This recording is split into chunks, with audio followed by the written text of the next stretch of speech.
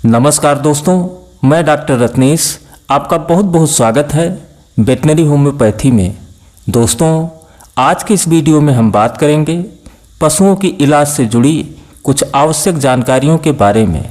तो चलिए शुरू करते हैं। दोस्तों, मनुष्यों की भांति पशुओं को भी अनेक प्रकार के रोग हुआ करते हैं और उन सब की चिकित्सा भी की जाती है ताकि रोगी पशु स्वस्थ हो सके। पशु रोगों की चिकित्सा की अनेक विधियां प्रचलित हैं। देसी पद्धतियों में आयुर्वेदिक एवं यूनानी विधियां हैं तथा अंग्रेजी पद्धति एलोपैथी है। आज के इस वीडियो में होम्योपैथी चिकित्सा पद्धति के आधार पर पशुओं को होने वाले विभिन्न रोगों की चिकित्सा का वर्णन किया गया है। कम खर्चीली एवं शीघ्र प्रभावकारी होने के कारण यह चिकित्सा पद्धति अधिक उपयोगी सिद्ध होती है। दोस्तों, इलाज की प्रथम आवश्यकता बीमार पशु के लक्षण जानने और समझने की होती है। आइए जानते हैं बीमार पशु के लक्षण। जिस पशु के शरीर में कोई रोग प्रवेश कर जाता है वह खाना पीना, जुगाली करना आदि दैनिक एवं आवश्यक क्रियाओं को करना छोड़ देता है। पतला गोबर करना, गदला पेशाब होना, आँखों से आंसू या कीचड़ बहना, आँखों का लाल या अन्य रंग का हो जाना, पेट फूल जाना, नाक अथवा मुंह से स्राव, जीभ में छाले, शरीर के विभिन्न भागों में सूजन, घाव, रक्तस्राव, बेचैनी, छटपटाहट, इधर उधर भागना, जमीन पर पांव पटकना, चिल्लाना, सुस्ती, शरीर को छूने न देना आदि पशु के रोगी होने के प्रमुख लक्षण हैं। जब आप यह देखें कि पशु अपनी स्वाभाविक स्थिति परिस्थिति से भिन्न है तब उसे रोगी जानकर उसकी समुचित चिकित्सा का प्रबंध करें। दोस्तों, शारीरिक स्थितियों की जानकारी भी रोग के निदान के लिए बहुत ही आवश्यक है। जिस प्रकार मनुष्य के हाथ की कलाई को पकड़कर उसकी नाड़ी के गति के बारे में जाना जाता है, उसी प्रकार पशु के कान के जड़ का स्पर्श करके उसकी नाड़ी के विषय में जानकारी प्राप्त की जाती है। स्वस्थ पशु की नाड़ी 1 मिनट में 40 से 50 बार तक चलती है। इससे कम या अधिक संख्या होने पर वह रोग की सूचक होती है।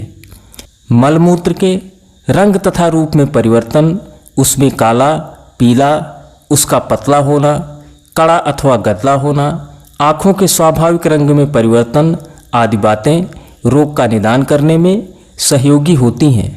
इन सब के द्वारा रोग का निश्चय करके उसके अनुसार उचित चिकित्सा करनी चाहिए।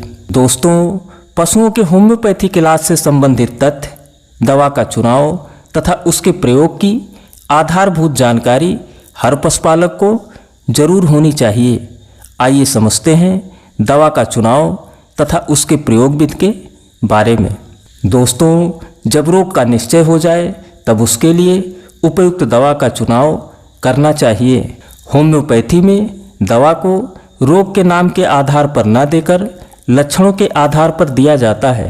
अतः जिस दवा के लक्षण अधिक मिले उसी दवा का प्रयोग करना चाहिए।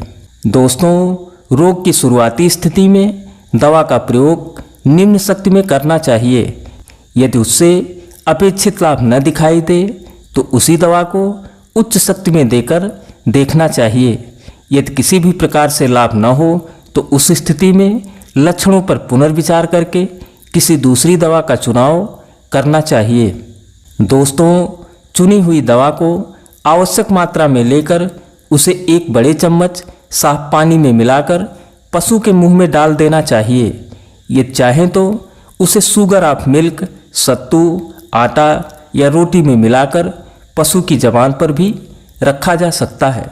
दोस्तों, पशुओं के रोग चिकित्सा प्रकरण में अधिकांश स्थानों पर दवा की मात्रा और उसके प्रयोग विधि के बारे में बताया जाता है, परंतु जहाँ पर उल्लेख नहीं है वहाँ पर बड़े आकार वाले पशु गाय, बैल, भैंस तथा भैंसा के लिए 10 बूंद, मध्यम आकार वाले पशु घोड़ा आदि के लिए 5 बूंद तथा छोटे आकार के पशु भेड़, बकरी, सूअर, कुत्ता आदि के लिए लगभग 2 से 3 बूंद तक की मात्रा निश्चित करनी चाहिए।